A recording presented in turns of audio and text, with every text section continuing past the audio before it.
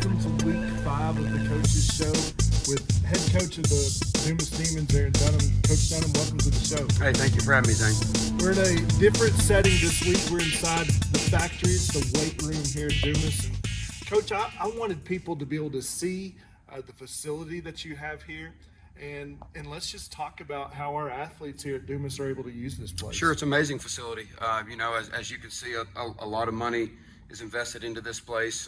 We, from our boys to our girls to every program that we have, from our cheerleading all the way, to every sport uses this facility. We believe there's a reason why it has the name of the factory. I mean, factories build things, factories make things.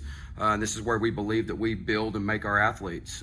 We just believe that this is the edge that we can get in our game. Not only do we want to be bigger, faster, and stronger, but this is also the avenue to keep our kids healthy and on the field. Probably the most part is that's what it is. I mean, we want our kids to be able. We have a bunch of multi-sport kids that move from sport to sport, and so if this is not a part of what you do, kids are going to get injured. They're not going to be bigger and faster and stronger. And we're not going to be able to compete at the level that we believe we need to compete at. And so this is where we put a lot of our emphasis in here with every sport that we do year round. And we're going to talk about in a little bit. We'll talk about Friday night, but this is a place too where they develop habits, like not giving up, fighting through something that's hard.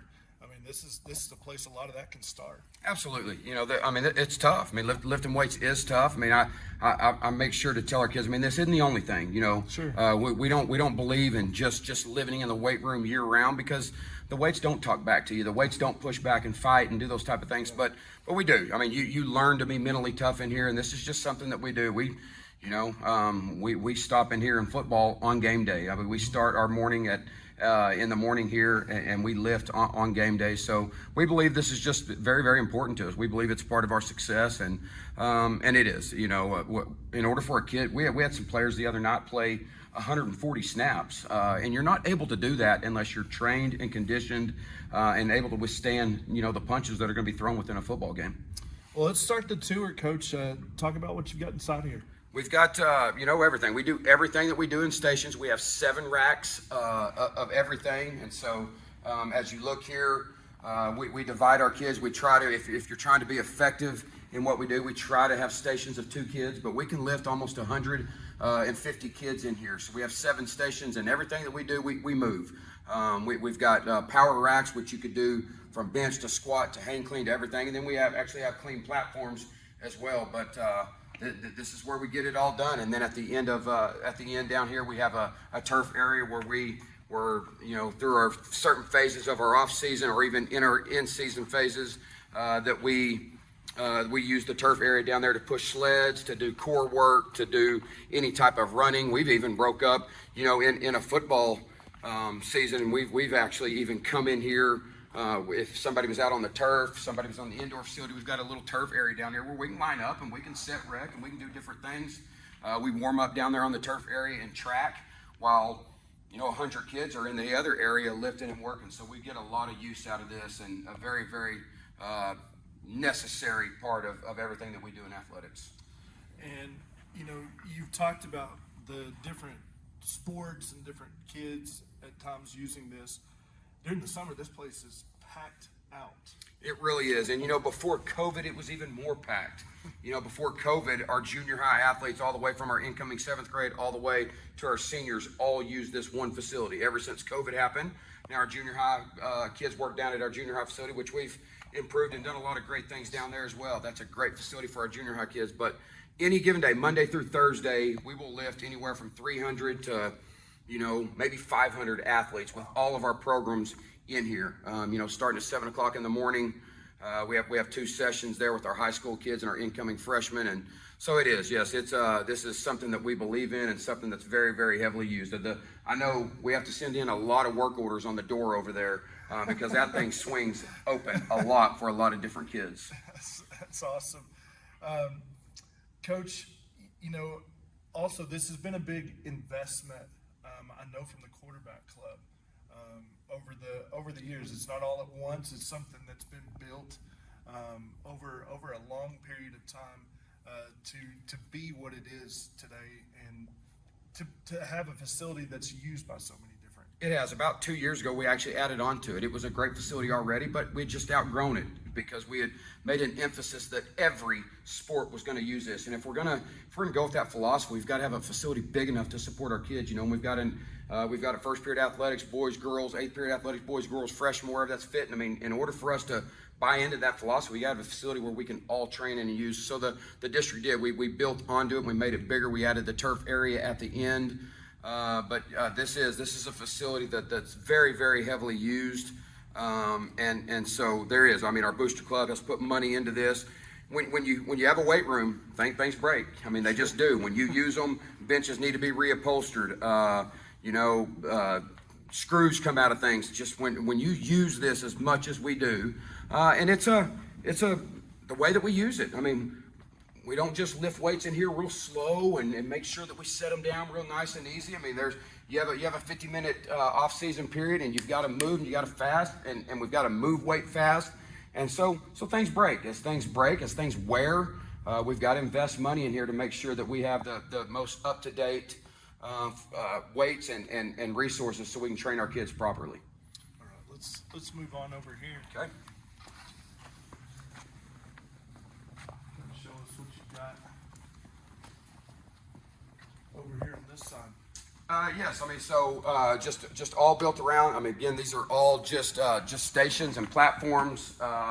We got some TRX bands that we use as well that are hanging here, and just every bit of this is used. Then we move down here. We've got our leg extension, leg curl machines. We've got our lat pull machines, and so everything's just built around and it works and flows pretty well. Then we get down here on our turf area. And we use this for pulling sleds to, warm up routines, you name it. I mean, it's I think we've got everything. I would put this up as one of the nicest weight rooms of anywhere around here.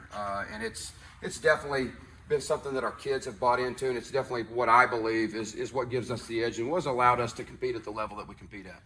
When we get into the winter and into the spring semester, we host powerlifting meets here. We do. I know at least one and sometimes two, right? We did. Last year we held 2 of them in here, and so we would just move a few of our weights. We actually brought in stands in here. We just moved this section right here. We just moved it over. We came in and we brought stands in here, and we were able to put, I don't know how many, but a lot of people in here watching our kids compete, and so we didn't have to. Now we have a really good powerlifting meet that we move over to our gym, but this just helped us, have another meet where we didn't have to move all of our weights, and we came in here and got it done pretty easily and pretty effectively. Yes, pretty incredible. I love this end. Me too. With this orange turf. Absolutely. The black fork that's on your helmet that you're wearing this year. It's pretty sweet looking. It is. Like I said, I think this is one of the top weight rooms of anywhere around here. We take a lot of pride in it. Our kids take a lot of pride in it. And so this was a great addition. We actually built onto the turf area, and we're able to get actually 2 more platforms when we built this on. So it's a great facility, and every square inch of it is actually used and very, very effective. I like the way that we've got it laid out and how we move in here. As I stated earlier, probably 150 very, very efficiently and effectively can we train and work out kids here at one time. Well, this is an incredible facility, and maybe you're a future athlete of Dumas, and you're looking forward. I mean, this is going to be a place that those athletes coming up from the junior high, maybe there's elementary school kids that say, "Man, I want to be a Dumas Demon one day." You're going to spend some time in here. You are. This is going to be something that if you don't like, you'll learn to like it really, really quickly. We spend a lot of time in here. This is not one part. We can get into a football season, and maybe we're in the 3rd round of the playoffs, and some team. I mean, this is not something we're just gonna pass by. We're not gonna say, hey, maybe we need to work a little bit more offense, a little bit more defense today. Let's skip the weight room. That's not something that we're ever gonna do. This is we're very loyal to this, and this has been loyal back to us as well, and has allowed us to win football games. It's amazing to me to go watch our kids compete. And I'm talking football, basketball, volleyball. Our kids look different. You can tell there's there's a sculptness about their body, and I feel like it shows also in the way that they're able to play. I do. I agree with you. Like I stated when we first started, this is about keeping kids on the field and keeping them in the field of play and healthy. If you're an athlete that's going to train year-round and this is not part of what you do, you're going to stay on the sidelines half of it because you're going to be injured. You can't take the wear and tear that athletics takes on you if this is not something that you do regularly. And it is. This is something that we do on every one of them, from the boys' sports to the girls' sports, everything we do. We invest a lot of time in here of training our athletes to make us better. Thanks, Coach. And, man, it's an incredible place. It is. We're going to take a break. When we come back, we'll talk about the big homecoming win from Friday night and also get us ready for this Friday night at Bushland.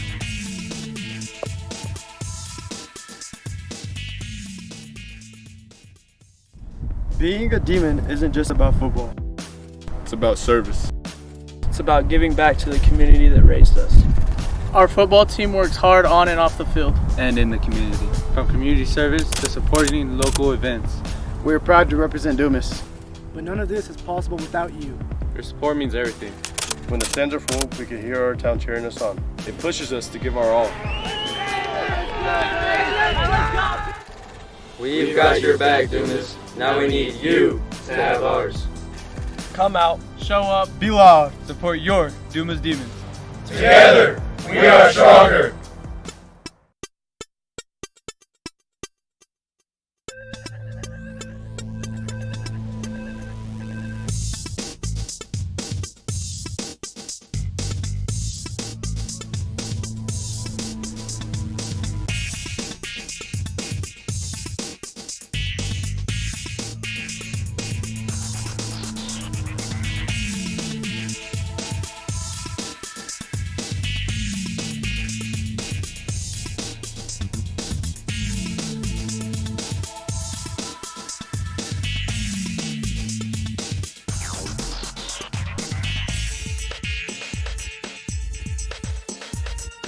Welcome back to the second half of the Coach's Show.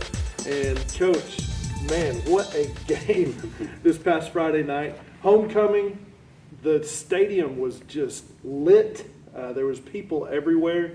They started sitting the junior high students kind of down off to the side on the west side of the stadium there. If those kids hadn't been there, well, we would have had to have people sitting on the other side. I mean, it was an incredible crowd on Friday night. It was, and first off, I'd just like to bring attention to that and just say thank you. We asked, our community to show up, and they did exactly that. And I think if you showed up to the game on Friday night, I think you got your money's worth. I think you watched, an outstanding football game played by both teams, and then just watched a fight that I think's unmatched with our kids. All game long to try to find out a way to pull that one off. And so, yeah, you talk about our junior high. If those guys weren't down, there was not a place for them in the stands. They're usually up in the stands, but this is something new that we've tried, and that was actually overflowing as well. They were standing on the track down there. So it was a great atmosphere, really, really good Friday night. And then, just very, very thankful that our boys could play and last in that football game and end this thing victorious. Well, let's kind of walk through it. If for some reason you weren't able to be there on Friday, to say that it was a back and forth affair, I don't even know that does it justice. The Demons were able to get on the board first. I think that we began the game with a 3-and-out. We did. And got the ball back. Able to march down the field and score. You're going to hear this a lot. ZJ Jar runs it in. He ran it in from 4 yards. Plainview gets the ball back, and to their credit, pretty much all evening they answered. They did. They're a tough football team, and we knew that coming in. They've got an intelligent quarterback that he does not make many mistakes. Takes care of the ball, and he's a really good athlete. He is. Yeah, I don't exactly. I mean, I think you explained it very well there at the beginning of the football game, back and forth. We knew that. We knew coming in that this quarterback, he's a 4-year starter. Started him as a freshman, started all 10 games his freshman year, and just does a great job running the offense. And then they've got more. I mean, they had 9 offensive starters, that have actually played against us the last 2 years and has beat us in a game very similar to what we just had. That they came out on the top the last 2 years, but and just executed all night long. But so did we. I do think some places where they had hurt us in the past, the quarterback run game last year they were very effective, really gave us a lot of problems that didn't. We were able to defend that. We were able to limit all of their run game. But again, they got a good offensive line as well. Their offensive line does an outstanding job with their offense, and they've got 2 big physical running backs. But I thought all night long we did a good job of keeping them in check. Where they had a lot of success, they had a really talented receiver. I'm sure you'll talk about him in a little bit, but a guy that I think he had 18 catches for 240 yards. And so, but to be able to have a guy that has that outstanding of stats and then find out that we're able to win the football game, I think that speaks volumes of our kids and what we did. It does. So the game goes back and forth. After it's tied at 7, we get the ball back. We go down again and score. And this kind of also became the theme a little bit. Both teams had sustaining drives, long, I think double-digit play drives. Some of those in the second half. Plainview, a little bit in the first half, was able to ball hog a little bit, keep the ball away, which I'm going to guess was a little bit of strategy on their end. They knew, teams know by now how good our offense is, how well we've been able to move the ball. And so they're going to try and find ways to keep their defense off the field. And to Plainview's credit, they were able to do that first half-wise of being able to keep the ball away from us, of being able to score and move the ball. They were. As you talk about the game going back and forth, that was something that I actually talked to our kids about before the game, is playing complementary football. Sure. And I think we did that. Yeah. That's when what I'm meaning there is that, when the defense is struggling, we need our offense to have our back. When the offense is struggling, we need the defense to have our back. And we did that in the first half. We had 3 turnovers in the first half, of which our defense took the field, kept them from getting in the end zone. I think held them to a 41-yard field goal. We turned the ball over, had a fumble in our territory, which the defense took the field and kept them out of the end zone. And so that was good things. And then we come back to second half, and it's the same thing. And what we did is, when defense was struggling, we were struggling to get off the field. Our 3rd down and 4th down defense wasn't where we wanted. We weren't getting off the field, but every time that they scored, our offense turned right back around and went back and scored. So that's you're going to have ball games like that. That's complementary football, and so I was really proud of our kids to be able to do that. You talk about long drives. I think they had a 19-play drive one time. I think they had a 15-play drive, and so you're talking about a lot of plays. Defensively, I think we almost defended 85 snaps. Yeah. And so for our people that are watching, we don't usually defend that many snaps. We're used to defending, anywhere from 45 to 60 max. And so when you talk about 85 snaps, our defensive kids just played 2 football games in one night. Wow. So in order to do that, but still have the toughness, the resiliency, the stuff that we talk about building in this weight room, the toughness, the strength, it took every bit of that for us to find a way to win that football game on Friday night. So it's 14-13 at halftime. Demons led. Plainview comes out in the second half. They score to go ahead 20-14. Demons get the ball back, answer almost immediately. I think less than a minute. We come back and score. ZJ had a 14-yard run that scored, put us up 21-20. To begin the fourth quarter, I think on the first play of the fourth quarter, Plainview goes back ahead. They go for 2, and it's 28-21. And from this point on, it is a all-out slugfest. Because we're talking fourth quarter right here, okay? So going into the fourth quarter, Dumas led 21-20. In the fourth quarter alone, there were 37 points scored between the teams. And so both teams scored more points than they had in the game going up to that.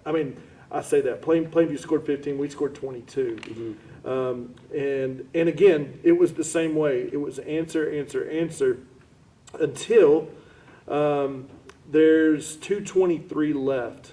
And Plainview had just scored to go ahead 35-28. It was a 38-yard pass to Jordan Porter, who's the guy that you mentioned earlier, had 18 catches, over 240 yards receiving. An unbelievable night. And it wasn't for the fact that they were throwing to him wide open. I mean, the kid was making plays. He was. And so Dumas gets the ball back with 2:23 left. Man, it felt extremely similar to a week ago in Canadian. Down a possession, you get the ball at the end of the game. What are you going to do? The game's going by so fast at that point. I mean, is there even time to even talk about, like, okay, here's what we need to do. You need to do these things, or is it just the kids at that point? They've got to know, time is running out. We're going to have to be quick on the ball. We practice our 2-minute drill every week, and so that's exactly what was said. Hey, here we go, offense, 2-minute drill. Okay. Let's go down and score. And so there was never a doubt. I don't think there was any panic in our kids. I don't believe that we were, oh no, I mean, can we do this? It was like, we're going to go take the field, and offense is going to drive down. We're going to win the football game, whatever it takes. And so that was it. I did say at that time as well, I got on the headsets with our offensive side, and I said, Coach Waddell, get you a 2-point play ready. I mean, it was decided at that time. We didn't wait until we went down and scored. We knew at that time that when we go down there and score, be thinking, be getting ready for our 2-point play, because we thought, and there's a lot of reasons why. I mean, as you can see, it was a back and forth ball game. We had failed to get off the field in 19 snaps. We had failed to get off the field in 15 snaps, and they had proven that they will go right back down the field as well. Yeah. And so if they were going to get back down the field, they were going to do it under a little bit of pressure, at least trailing, and not in a tied ball game where they've got all the confidence and really aren't pressured and pushed any. Well, let's talk about that. So the Demons marched down the field. I wouldn't even say methodically. It was like, as you said, it was confidently, boldly. We're going to go down here and we're going to score. And so in a minute and 19 seconds, the Demons score. It ends on a 13-yard run by Z.J. Jara. Z.J. had 5 touchdowns on the night, 4 rushing and 1 receiving. He had an incredible night. He did. He had another one called back, so he would have had 6. But no, he did. He had a really, really good night. As you've seen this year, I mean, throughout the entire year, he's had a really good time. And our offensive line, really, really good work by our offensive line, and super proud of the way that they're really opening up holes for him to be able to run. I believe if he was sitting here today, he'd make sure that you understand that those guys are doing an outstanding job up front. So it was. We actually scored there, and we're down by 1, and so what are we going to do? Well, and Coach, I kind of want to bring some attention to this. I know that Coach Waddell probably has a whole bag of 2-point conversion type plays, or let's even call them short yardage plays. Because I think that we've seen already in these first 4 games, you guys use multiple short yardage plays that have been extremely successful. One comes to mind in Canadian of Juan Carlos being just wide open in the end zone on a short yardage play. Obviously, this one with Colton. Now, this play with Colton, is it a decision that he makes kind of on the fly, or was that a call for him? It was a call, but when I talked to Coach Waddell with about 2.5 minutes before we started the drive, I think he had 2 plays in mind. It wasn't just one. But we also got down there, lined up. We sort of wanted to see how they were going to line up as well before we called the timeout, and then we could come over and talk. At that point, a lot of times too, it's not all within the coaches. I mean, as we come over, our kids are the ones that are on the field. They see, they feel, they've been playing the whole game. We've been on the sidelines. So when we come over too, you poll your kids, and we polled our kids about even going about. We had in mind that we were going to go for 2, but as we brought them over and talked to them, like, do you want to go for 2? I mean, our entire offensive line was absolutely. And so that gives you confidence. I mean, if your kids have the confidence, you have confidence that you're going to call whatever play you're going to call, they're going to execute it and get you in the end zone. So that was. I mean, it was a called play for Colton to carry the football. We didn't even execute it totally the way it should have. I think if we do execute it like we should have, he walks in. Yeah. But he didn't walk. He turned, and there was actually a defender right there, and he wheeled his way into the end zone to take the lead there on the 2-point conversion. I think we talk about this almost every week, and it is unbelievable how she does it. But Lisa Chavez, in big moments of the game, gets the exact picture that you want. And if you haven't seen it yet, there is a picture of him, like with his knees and legs, arms, everything off the ground, but reaching the ball across the end zone, the plane of the end zone, to score that 2-point conversion to give us a lead. She does an outstanding job. It's crazy how you can look at her pictures, on a Saturday or on a Sunday, and actually you can feel the game. You can feel the emotions. Yep. You can tell the plays that we were successful on, and she just does an outstanding job just telling the story of the game through pictures. And it was amazing that she caught that one right there, and there's no question, that he's in. Yeah. So it was a great play. Yeah, it really was. So Plainview gets the ball back. I mean, there's still 1:04 left. And on the second play of their drive, Christian Gonzalez, on a play that's a little bit luck, It was a tip ball. but also skill, because I think even on tip balls, those kind of become a little bit tougher to bring in. Sure. With momentum and, the way that you're running. But he grabs in an interception online. When I was looking at it, it happened so fast. I called it 45 yards. It's actually like 40 yards, 39 yards. But he catches on the sideline and just zooms in and scores, gives the Demons an 8-point lead. He did, and that's we actually, when we work our turnover circuit, we work a tip drill. The ball is tipped quite often, whether it be by the defensive line or a linebacker, or even by a defensive back, by a tip ball from a receiver. So he did a great in position. Yes. First, you got to be in position. Sure. He was in position, and that ball was tipped. He picked it and ran it back. I think there's a lot of things that we talked about after the game. Sure.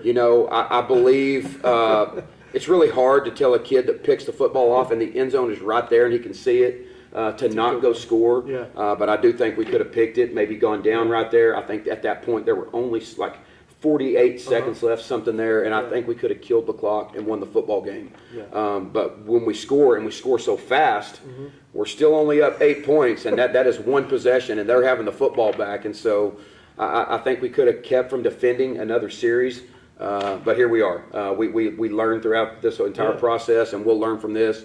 But what a great opportunity for our kids. But I saw an interview with Christian after the game, which, I'm guessing he really didn't even have time to process all of that. But he even understood after the game, probably should have taken a knee there. But, I don't think anybody in the stadium blames him for No, scoring. not at all. Not at all. Because I think in the moment, that's what anybody would have done. Sure.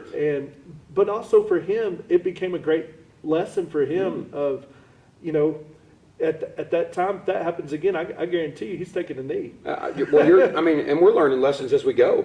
A week ago versus Canadian, I think we've already learned lessons that allowed us to be victorious in this game because it was the exact same game. Yeah. But we learned lessons, and we're improving, and that's what this pre-district is all about. Yes. If we can take whatever it was, a 5-point loss from Canadian, and turn that into learning opportunities that make us a better football team, and that we can win district football games through that's what this thing's all about. Well, I don't think the lessons were done being learned, because the way that you guys were able to keep Plainview out of the end zone was a lesson that was learned in the previous week of keeping everybody in front. We did. Maybe even how you guys lined up of if they're going to score, let's make them earn it. Absolutely, and that's what we did. They do drive down in about 45 seconds, and they end the thing at about the 6-yard line. But just like you talked about, we might have been a little bit soft, but I believe we learned. We learned from the previous week. We weren't going to let them get let them catch balls over our head in the open. We made them earn everything, and they did. They're good at that. Their quarterback did a great job, and they were throwing it on the sideline and getting out of bounds. But with about 6 seconds left, we did a great job of getting pressure on him. He threw the ball up, threw it high, and when he did, the time ran off the clock. And so the name of the game is to really, at that point, we're not too concerned about the yardage. We're not too concerned. We're concerned of winning the football game and doing whatever we got to take to do that. And that's exactly what we did. Well, Coach, it was an unbelievable night, and I know one for every single one of those guys that was on the field is a game they're going to remember. It will be. It was a hard-fought one. I'm not going to lie. It took everything they had, and there was a time in the game where it could go either way. This is a tough game. It's an emotional game. There's a time. There are people that win. There are people that lose. There's people that are resilient. That are not resilient, and our kids found a way. I believe that they'll be able in another game to reflect back to this, the feelings they had in their body, the emotions they feel when the game was over, and we can be able to latch onto this. That's going to make us successful later in the year. Well, Coach, you got another opportunity coming up on Friday.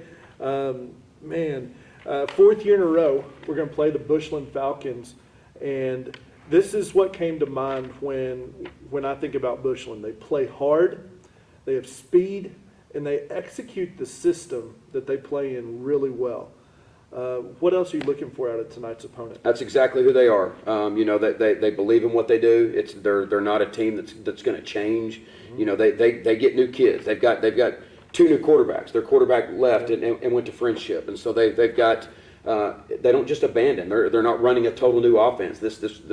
These 2 quarterbacks are going to have to fit in their system and do what they do. They still run the same plays. They play hard. They play aggressive. They might line up a little bit differently on defense, but the way they play the game is why they've been successful and why they've played deep in the playoffs. And we're going to get the exact same Bushland football team. It doesn't matter what their record is. They're going to play extremely hard, and we got to be prepared for that. And what a great team to play as you get ready to go into district play. I would say you look at our non-district schedule and how it prepares us for what we're going to face in district play. Every single week presents new challenges, and that's what you want. You want to be challenged. You don't want to go through and say, well, we are undefeated. We're 5-0, but have we been tested? You can look back at our non-district schedule and go, man, we have been tested. We've been tested. We've been tested in every way that you can imagine it. We've had to play 4 quarters. We've had to dig down and find everything we've had. We've been able in the first 2 games to play backups, which I believe will help us down the road. So we've got a good mix of everything. But you talk about a Bushland football team that actually, the last 3 years has beaten West Plains. They beat a West Plains team last year. That almost beat Salina. Yeah. So. The quality of our opponents, and it didn't change this year. I know they just ended up on the wrong side of this last game with West Plains, but they're a good football team, and we'll find that out on Friday night. That's what I was explaining to somebody that I was talking to this week, and they said, Bushland, they're struggling this year.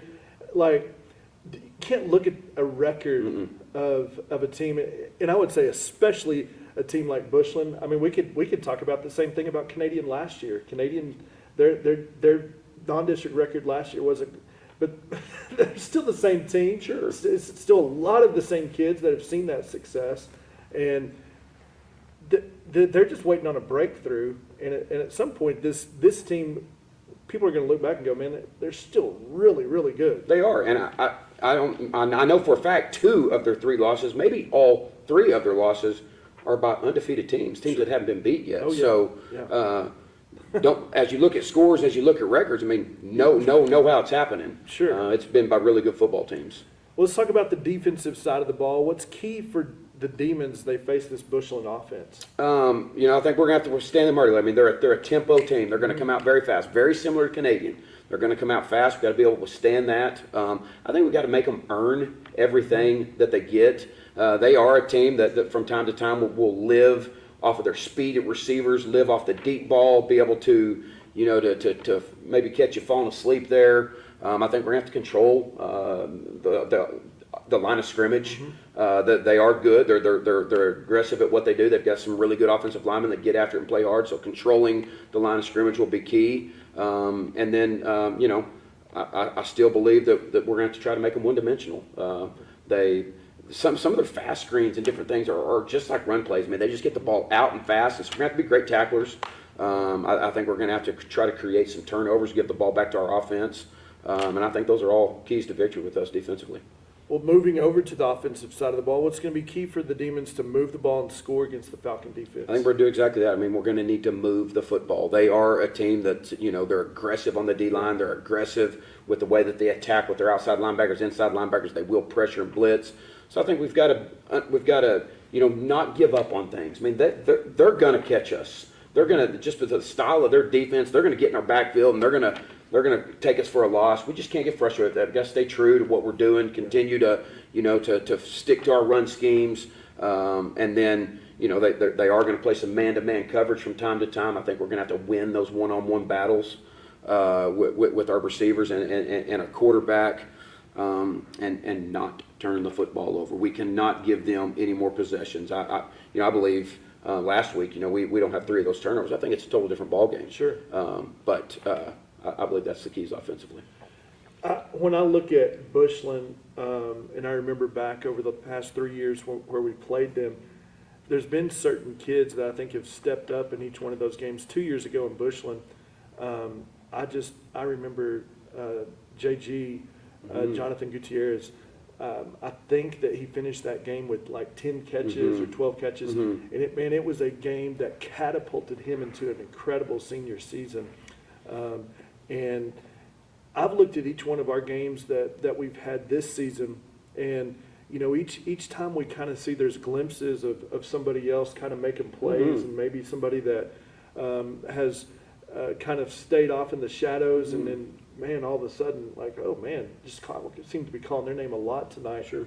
I would not be surprised, in this game if we again maybe see somebody else contribute. And that's what I love about this team. It's not just depending on one guy to make plays.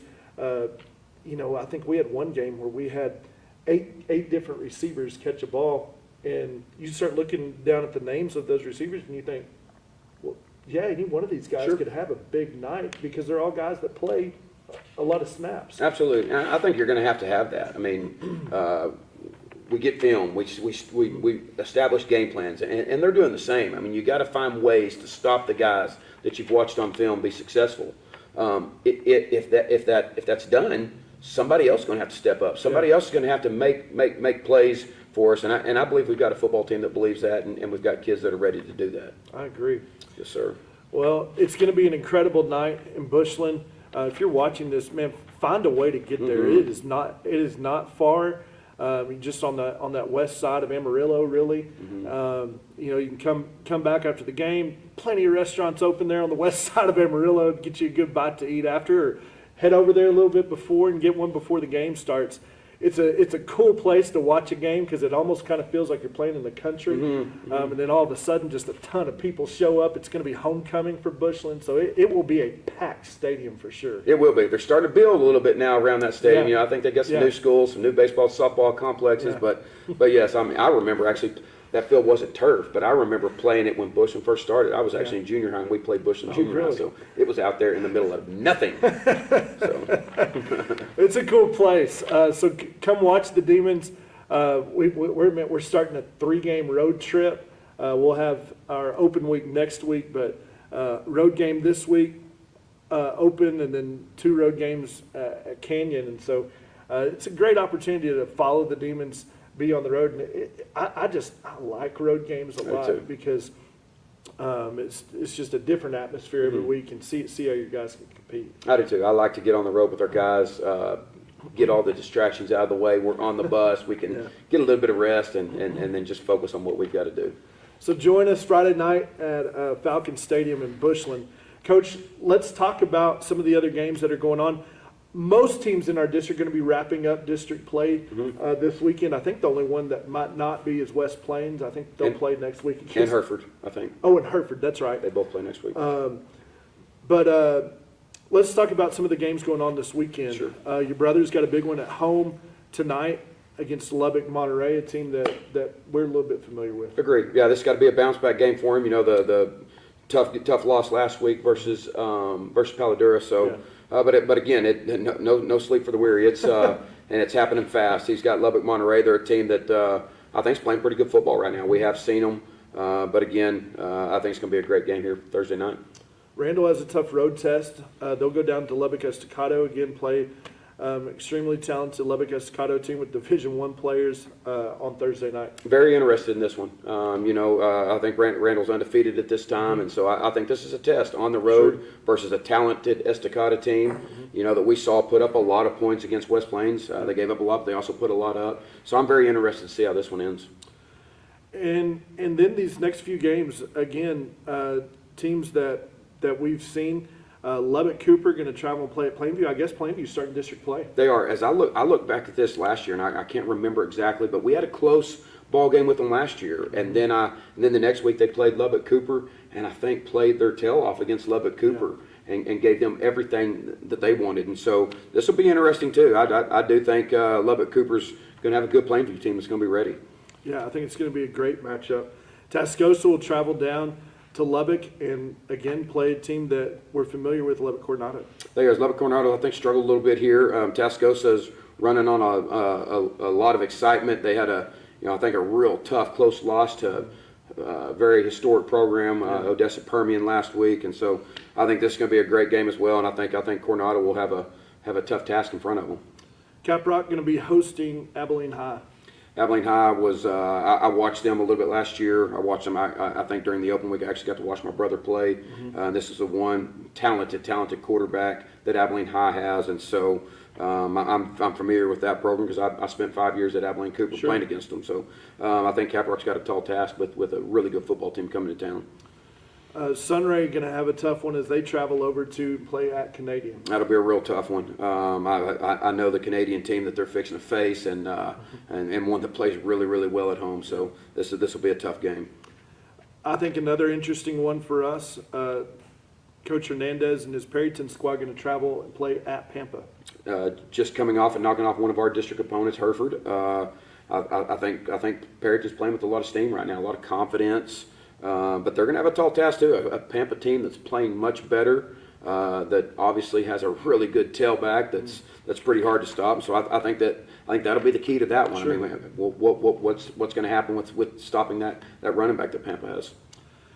Coach, these next two, again, we're going to follow a couple teams from Region 1 because, more than likely they're teams that we could see somewhere down the road in the playoffs. These are big games for down in Central Texas area. One of these a big game statewide, I would think. This first one is China Spring at Brownwood. China Spring has had a really good football team the last couple of years. I think they might be a little bit down right now, which Brown could be the same. But this is just good just to be able to just see how they're competing and always just watching teams that we match up with in the playoffs. So. Next one, got a lot of eyes on it. I think this could maybe be, haven't looked at other classifications, but this may be one of the biggest games in the state. It's at the new Art Briles Stadium in Stephenville. Waco La Vega at Stephenville. Waco La Vega, multiple state titles, played in multiple state championship games. Stephenville, multiple state titles, played in multiple state championship games. And so this will be as good as any matchup across the state of Texas in whatever classification. So this will be, and some guys really excited playing in a brand new stadium. Definitely so. It'll be a cool one to see how that one ends up going. Hey, thanks for joining us again. Coach, after this week, man, we are halfway through. That's hard to believe. That really is. It's flying by, but a lot of fun, and it really is. It's hard for me to grasp that we are on week 5 right now, but still a lot of football to be played. We got 10 guaranteed, but a lot of football still in front of us. Yeah, and Coach, the way that I look at it is, you guys start at the 1st of August, and we'll be at the end of September. We've got October, November, and man, we want to be playing ball into December. Absolutely, so that is the plan. So we're about at that point of being halfway through, and Coach, it has been fun so far. It has been fun. If I joke about this, but if you're if you're somebody that might have some heart troubles or things like that, careful about coming to one of our football games.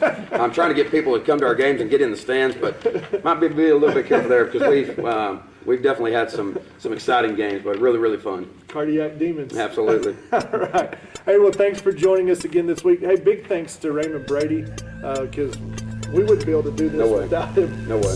He's the one that videos, gets us looking good, and puts everything online. So big thanks to Raymond Brady for putting this on for us. We'll be back in a couple weeks when we get ready to start district play.